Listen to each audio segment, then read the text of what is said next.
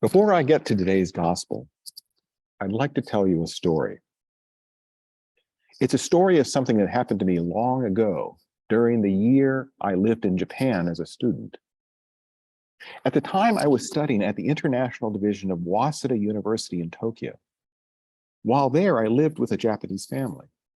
The father of the family was an executive at Honda and seldom home.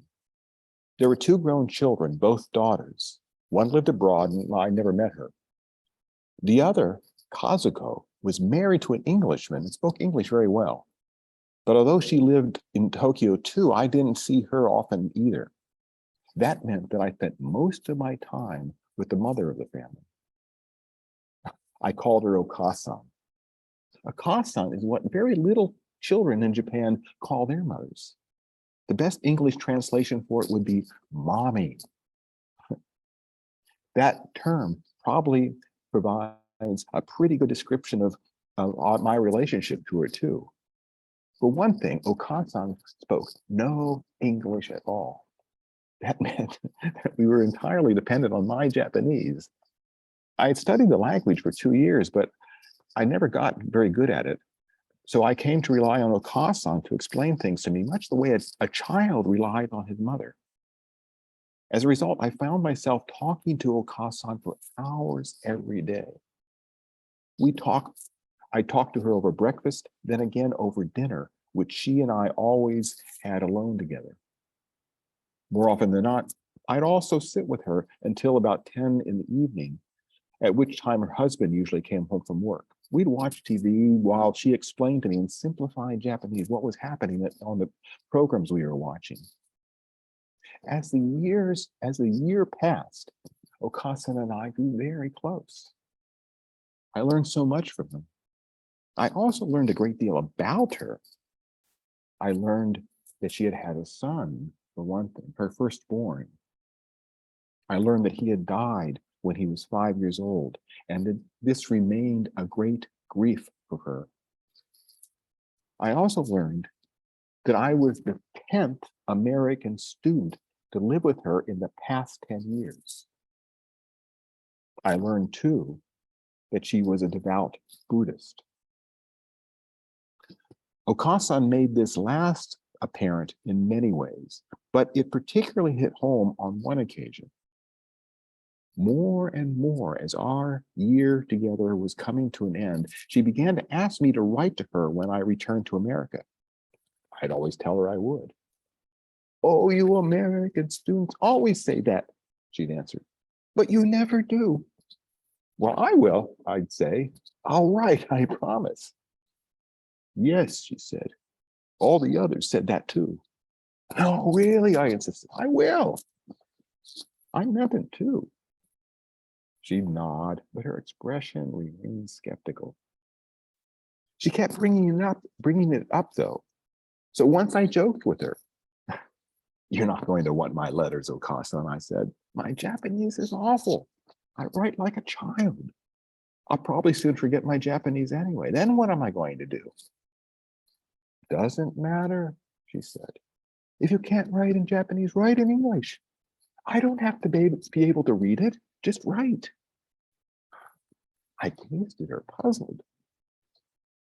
"You don't have to be able to read it?" I asked.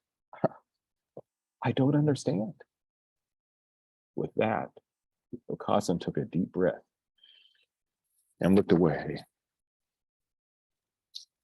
"Okay," she said at last.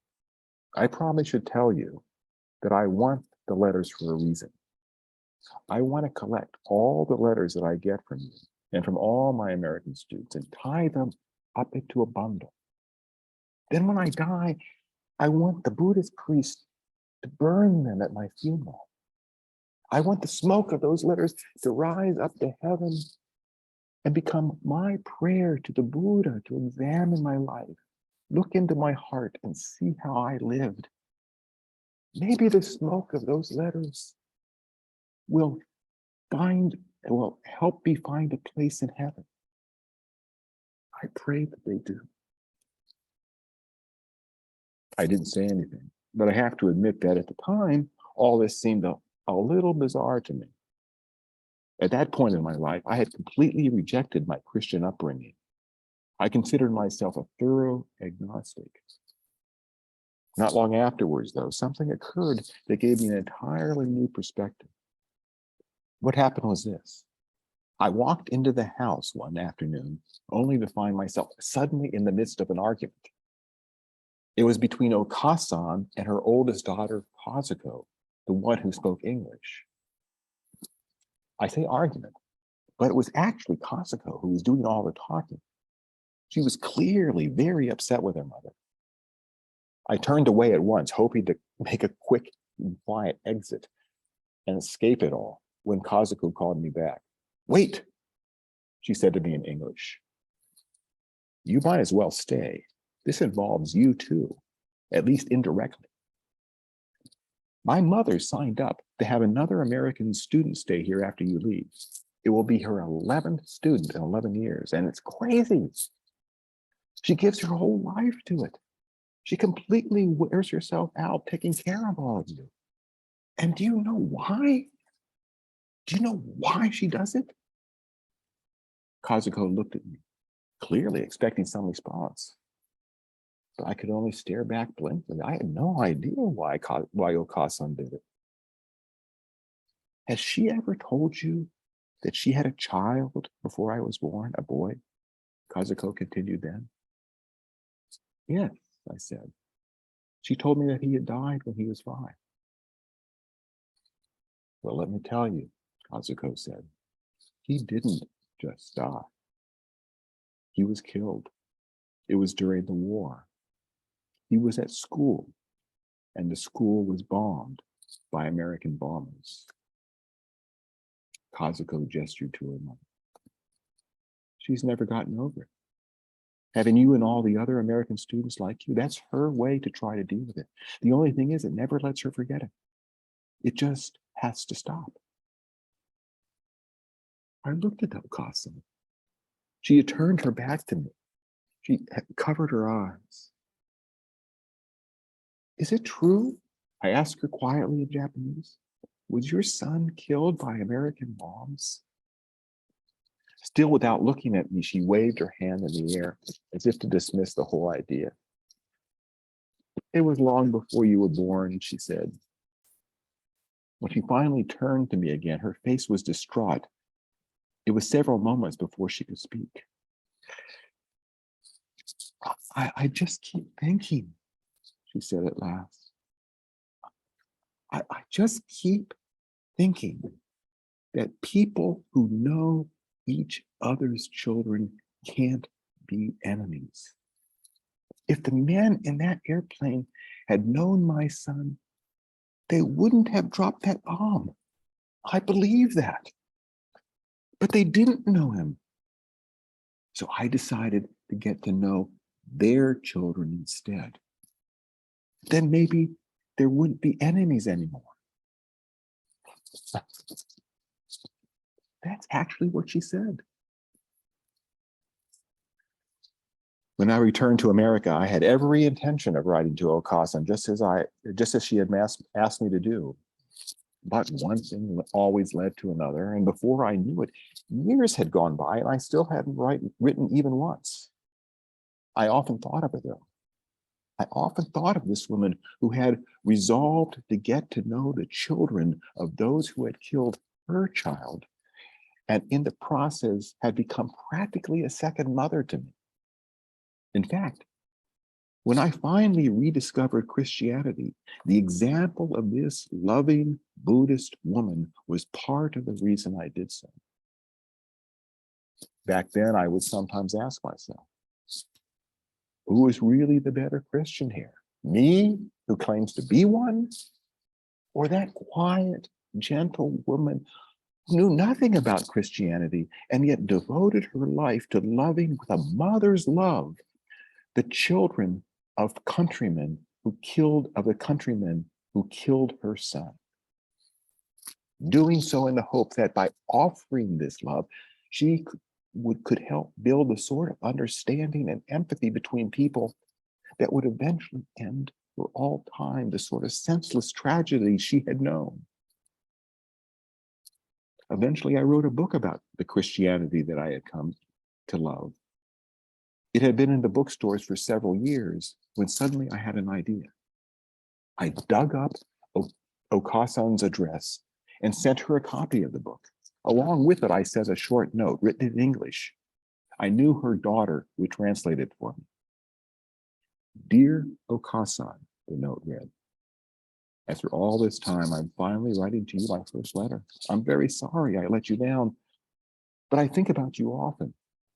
Now I've written this book, and I'd like for you to have it. No need to try to read it.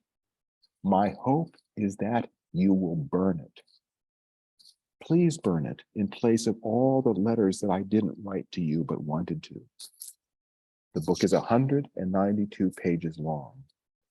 Please know that the smoke of every single one of those 192 pages will drift to heaven, filled with my love and gratitude for all that you have done for me. You touched my life and changed it. And if these pages can add a little to all the praise that you deserve, then that alone was reason enough to write this book. Love, Ernie. 3 months later, I got a letter back from Okasan. It was 6 pages of tiny Japanese script. By then, I had what little Japanese I knew had entirely evaporated. I took the letter to my sister. She had studied Japanese too, but had done so much longer than I and knew it far better. Even she had forgotten much of it, though. She stared through the letter and for 10 minutes or so, flipping one page and then the next. I can't make out most of it, she said. I can tell you that she's very grateful for the book, though. But there's parts that I just don't get. I mean, there's a part here that I must be mistranslating. It doesn't make sense to me at all. It must be wrong, but it looks to all the world like she's saying that she's going to burn the book. Does that make sense to you? Oh, that's wonderful, I said. My sister turned and gazed at me quizzically.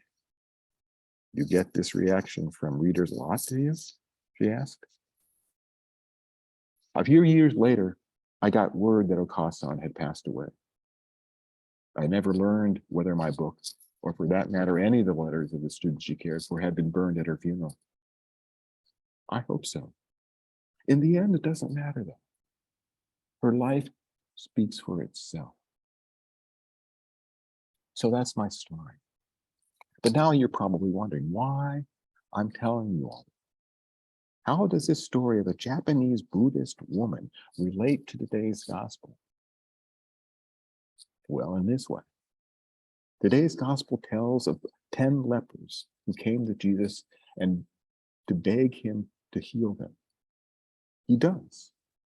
And yet only one cares enough to return and throw himself at Jesus' feet and thank him. And who is it? Who is that one who returns? A Samaritan. In other words, someone from another faith. And what does Jesus say to him? He says, get up and go on your way. Your faith has made you well. So let me ask you, what do you think of those prayers that Okasan sent to heaven? The prayers Okasan offered through the letters, the prayers that she offered through her life, the prayers to her higher power to welcome her into heaven. Do you believe God heard those prayers? Do you think God heard them even though she was a Buddhist? Do you? Or do you think not? I'll tell you my opinion. It's an opinion based in part on today's reading and in part on my own experience of God's mercy. I believe first that when my time comes to enter eternity, there will be a great crowd of people there to greet me. Among that crowd will be family and friends. There will be those I know and those I don't know. There will be dear ones that have gone before me and ancestors who I have never met. I believe, second, though, that somewhere in that crowd, probably standing toward the back, patiently waiting her turn, Okasan will be waiting too. I was a foreigner, and she welcomed me.